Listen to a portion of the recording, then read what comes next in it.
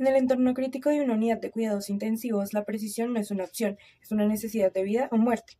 Los sistemas de infusión intravenosa son los encargados de suministrar medicamentos de alta complejidad, en donde un error en el volumen o una inestabilidad en el flujo pueden comprometer la salud del paciente.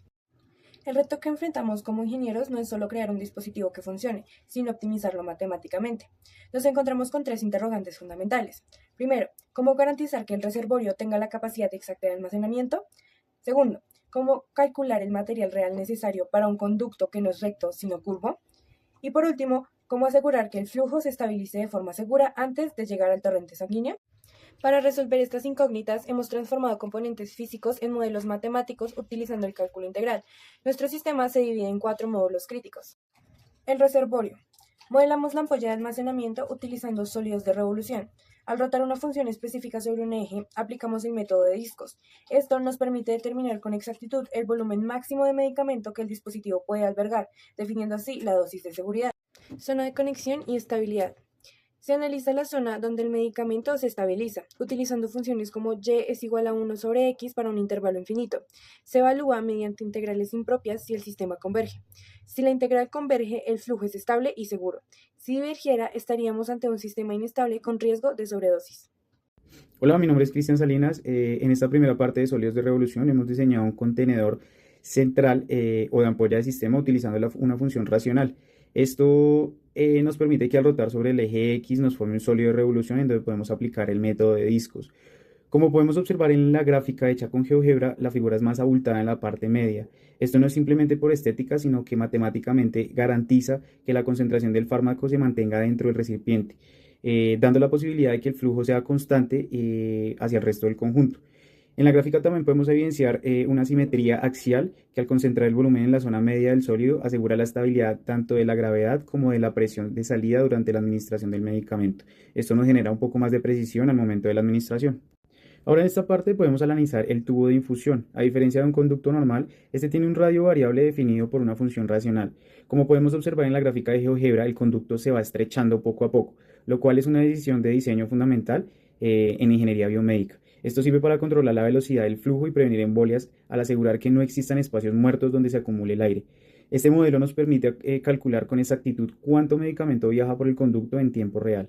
Como podemos ver en la gráfica, se aprecia un sólido elongado con una sección transversal decreciente optimizando la dinámica de bombeo y la presión interna antes de la llegada al paciente. En esta parte del diseño modelamos la trayectoria física que sigue el conducto. Como el sistema no es recto dentro de un dispositivo médico, usamos una función logarítmica para representar su curva. En GeoGebra podemos ver la línea que describe este recorrido. Podemos ver que gracias al cálculo integral no solo medimos la distancia horizontal de la manguera, sino la longitud real del material necesario para poder fabricar este tubo. Esto es fundamental para calcular costos de producción y entender cómo la fricción de la curva podría afectar la presión del medicamento al salir. Ya si nos vamos a la gráfica podemos ver una curva suave y ascendente. Matemáticamente el resultado de la integral será mayor siempre que 3, lo que confirma que la trayectoria de la curva requiere mucho más material que una conexión lineal simple. En esta gráfica podemos observar que el área sombreada bajo esta función en un intervalo que decimos de 1 a 10 representa la acumulación física del medicamento justo antes de ingresar al torrente sanguíneo del paciente.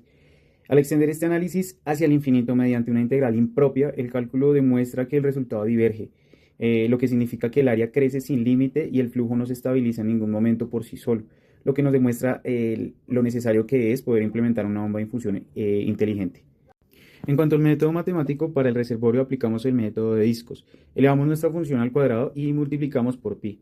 Después integramos de menos 2 hasta 2. El reto aquí fue la integral de 1 sobre 1 más x al cuadrado, la cual resolvimos mediante el método de sustitución trigonométrica. El resultado final nos dio un aproximado de 42,61 unidades, lo que nos indica la capacidad máxima de almacenamiento de la ampolla para una dosificación segura. Aunque la integración por partes es una técnica fundamental para productos de funciones de distinta naturaleza, para el desarrollo matemático del volumen del tubo descarté este método, ya que la función racional presenta un denominador cuadrático irreducible elevado a una potencia, lo cual sería muy difícil de simplificar, y en su lugar elegí resolverlo por sustitución trigonométrica, después de completar los cuadrados, ya que este método permite transformar una estructura algebraica pesada en una expresión trigonométrica más sencilla, mediante la identidad pitagórica 1 más tangente al cuadrado de θ. Este método me aseguró el resultado exacto de 2,58 unidades. En el desarrollo matemático de la trayectoria de la curva pudimos determinar cuánto material necesitamos. Usamos la longitud del arco sobre la función logarítmica, luego derivamos la función, aplicamos la fórmula de la raíz cuadrada de 1 más la derivada al cuadrado. El resultado de esto nos da 3.32 centímetros, lo que nos puede orientar un poco a cuál es el costo real de fabricación, demostrando que la trayectoria de la curva siempre va a consumir más material que una recta como tal. Finalmente evaluamos la estabilidad del flujo en la conexión final hacia el paciente. Al ser un intervalo que tiende al infinito, usamos una integral impropia con límites. Aplicamos el teorema fundamental del cálculo con logaritmos, como el límite del logaritmo natural de b cuando b tiende a infinito es infinito. Esto quiere decir que la integral diverge.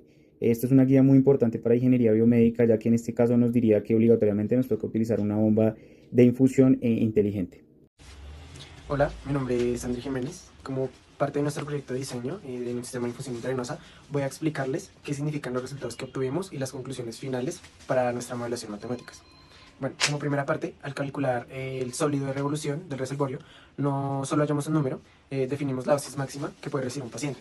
La forma que pueden ver en GeoGebra permite que la presión de salida sea constante gracias a su geometría acampanada. Por otro lado, cuando analizamos el tubo de conducción, usamos fracciones parciales para entender el volumen interno. Esto es clave porque un cambio en el radio cambia la velocidad del medicamento y en ingeniería biomédica controlar esa velocidad es lo que previene una embolia.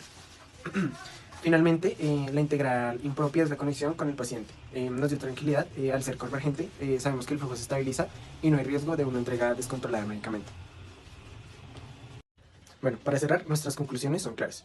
Como primera conclusión tenemos que el cálculo integral no es solo un ejercicio de clase, es el lenguaje que nos permite diseñar equipos médicos seguros. Como segunda conclusión, pues que gracias a la longitud de arco pudimos traducir una curva matemática a centímetros reales de plástico optimizando costos. Y tercero, y lo más importante, es que la modelación matemática nos permite tomar decisiones de ingeniería antes de fabricar el producto, asegurando que cuando el equipo llegue al hospital funcione perfectamente para salvar vidas.